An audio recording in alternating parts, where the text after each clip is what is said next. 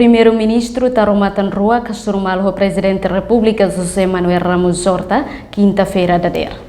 Hasurumalo entre Presidente da República José Manuel Ramos Horta e o Primeiro-Ministro Tarumatan Rua e a Palácio Presidente Nicolau Lobato Aitara Claran dele, quinta-feira da der Tucucia Robalo, horas Timor-Leste. Foi encontro no Primeiro-Ministro Tarumatan Rua explica. Sua Excelência o Presidente.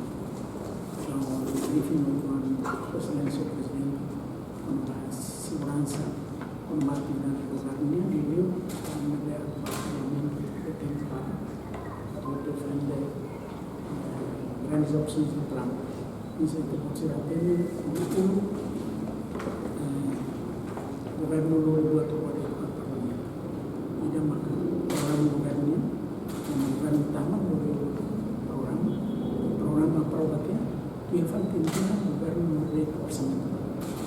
Agora, o lei do Parlamento de Gestão Financeira obriga o governo, antes do orçamento, a concluir o plano.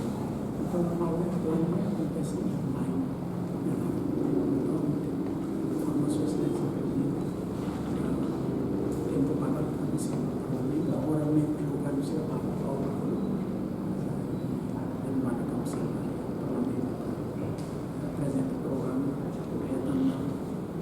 para uma aprovação, mais tarde a comunicação de Sua Excelência Presidente, no Rio de Janeiro, para o orçamento, depois do tempo orçamento e o orçamento. Além de né, governo mostra taumatan para povo agricultor sira, a tunune garantia quantidade de produção, economia e arrelaran. Reportagem Selfie Anakai, Televisão Timor Post.